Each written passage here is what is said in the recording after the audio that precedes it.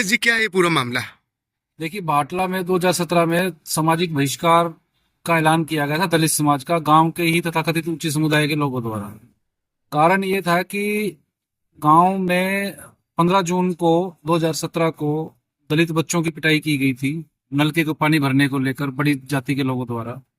और उस मामले में एफआईआर दर्ज हुई थी एससी समुदाय के बच्चों के द्वारा, और उसमें SC/ST एक्ट की धारा इजाद हुई थी, जिसके चलते गांव ने ये कहा था कि या तो इस मुकदमे को विड्रॉ करो, नहीं तो तुम्हारा सोशल बॉयकॉट किया जाए। हम्म। गांव के SC कम्युनिटी के लोगों ने कोई समझौता नहीं किया, जिसके चलते उनका सोशल बॉयकॉट कर दिया गया।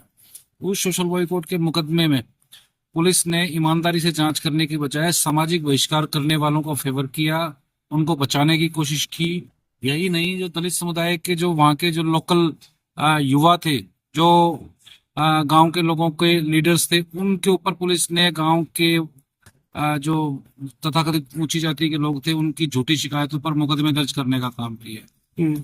और इस मामले में कई मुकदमे दर्ज हुए थे सामाजिक बहिष्कार के, सभी में पुलिस ने दलित समुदाय के केसों को कमजोर करने का काम किया था। तो इस मसले पर सुप्रीम कोर्ट में 2019 में एक पिटीशन हम लोगों ने सुप्रीम कोर्ट में दायर की थी, और उस पिटीशन पे अभी फैसला आया था, और उसमें सुप्रीम कोर्ट ने एक SIT बनाई थी, और उस SIT के जो सदस्य 2 सदस्य बनाए हैं, इसमें एक उत्तर प्रदेश के कमलेंद्र प्रसाद हैं जो रिटायर्ड DGP हैं, और दूसरे VC गोयल साहब हैं, वो भी रिटायर्ड DGP हैं। तो उनकी टीम को 3 महीने का समय दिया गया था कि इस मामले में जांच करके 3 महीने में सुप्रीम कोर्ट में रिपोर्ट करें। और ये आदेश करीबन 4-5 महीने पहले दिया गया था, लेकिन हरियाणा सरकार ने सुप्रीम कोर्ट के आदेश के बावजूद भी, डायरेक्शंस के बावजूद भी, उस टीम को जो इंफ्रास्ट्रक्चर है, व्हीकल्स हैं, स्टाफ है, वो अवेलेबल नहीं कराया, जिसके चलते ये लेट लतीफी होती रही। और इस मामले में जब हम सुप्रीम कोर्ट में एक कंटेम्प्ट पिटीशन फाइल की, तब जाके सुप्रीम कोर्ट ने टीम को जो साधन अवेलेबल कराए हैं। तो आज टीम ये पहुंची है, और मेरी टीम से अच्छी लंबी चौड़ी इस केस के बारे में बात हुई है। जो उन्होंने सवाल किए उसके हमने जो बिल्कुल ट्रू फैक्ट्स हैं टीम को बताने का काम किया है, और टीम अभी 2-3 दिन यहाँ पे रहेगी, और इस केस से जुड़े सभी पक्षों से बातचीत करने का काम करेंगे।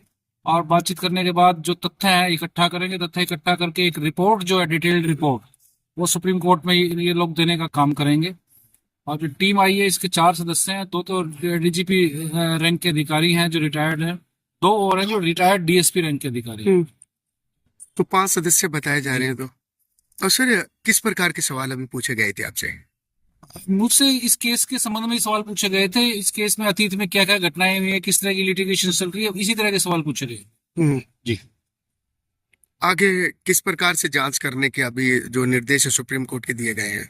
ये लोग अब अपनी जांच में गांव का दौरा करेंगे, दोनों पक्षों से बातचीत करेंगे, जो इस बारे में मुकदमेबाजी है, मुकदमेबाजी से संबंधित कागज जो है दोनों पक्षों द्वारा दिए जाएंगे, उसके उन सबको गोन थ्रू करके फिर जो इनकी रिपोर्ट बनेगी वो सुप्रीम कोर्ट में पेश करने का काम करेंगे। लगभग कितने दिन का आदेश यहाँ जांच के दिए गए हैं इनको रहने के? महीने के अंदर सुप्रीम कोर्ट ने इनको कहा था कि रिपोर्ट देनी है। हम्म।